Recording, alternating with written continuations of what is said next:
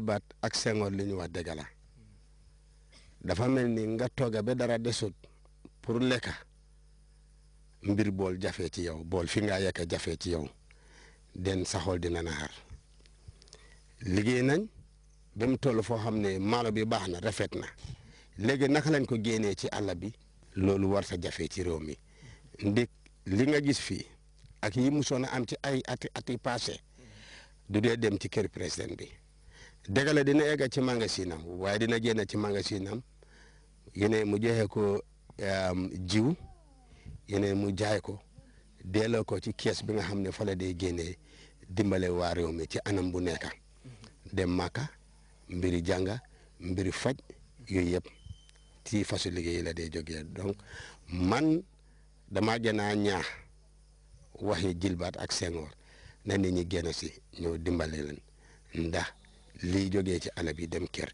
su nekkee ci àll bi tool bi ñoo ko moom waaye moomuñ ko bu baax ndeg lan guddi mun naa yeneen yi sew yi ñëw ñu yaax maalo bi waaye bu nekkee kër rek ci lañ ko moom nañ ko yóbbu kër jërëjëf.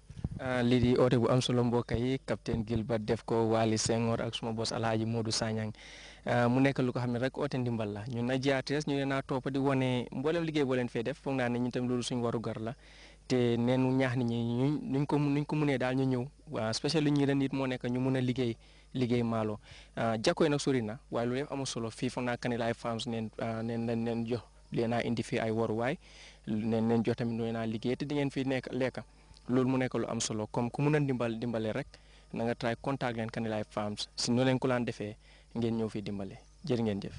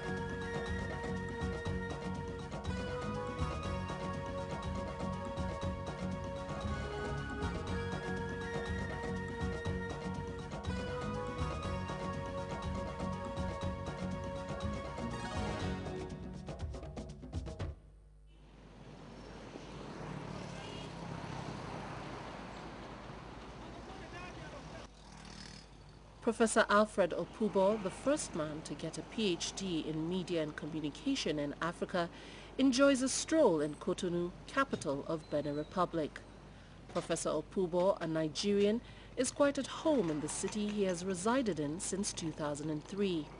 An academic and international expert on the media and communication, Professor Opubo runs the West Africa News Media and Development Center, aside from other businesses in the capital of Benin Republic. From here, Professor Opubo communes with other West African states, enriching the social communication network and adding quality to the community's value orientation.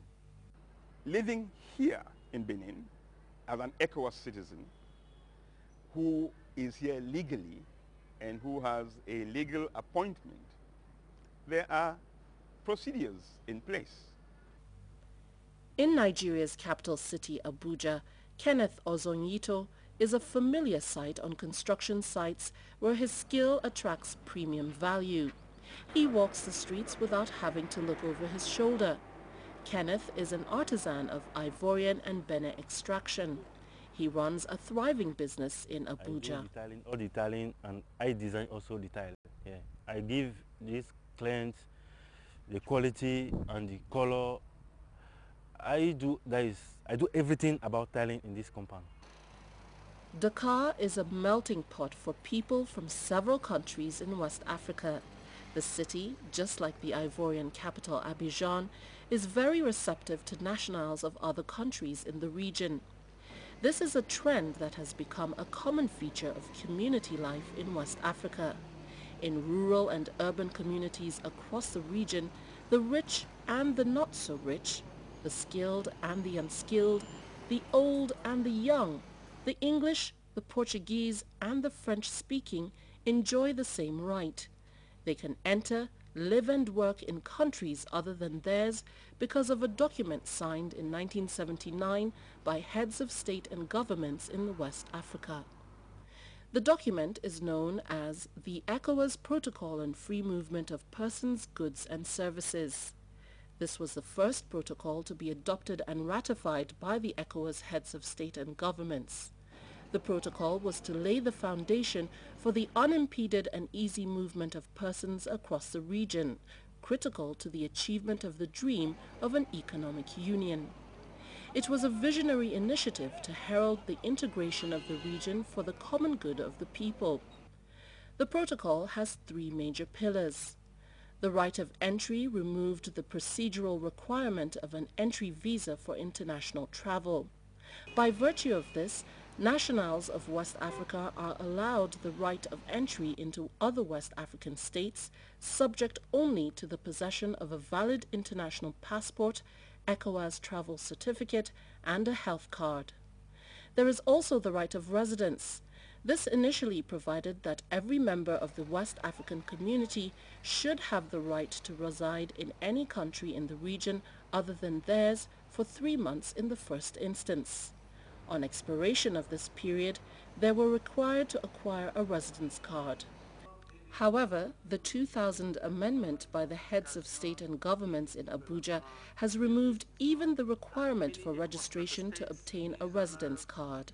Mini Summit 2000 March in Abuja removed the requirement for residence permits for citizens of ECOWAS extraction. But I'll tell you now, it's only Côte d'Ivoire that has implemented it.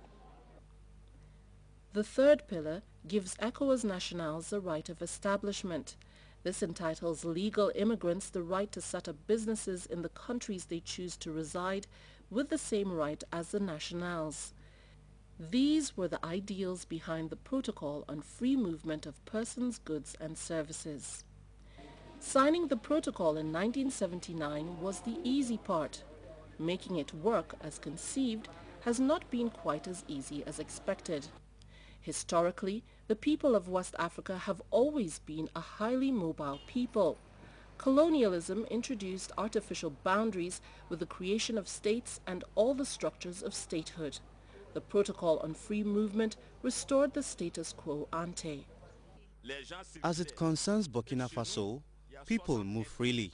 The fact that people can leave Burkina Faso and come to Nigeria and from Burkina Faso or Mali or Chad is something that is natural, and it was colonization that put borders because before we had no borders or barriers. We need to be able to move to other places to ensure proper development.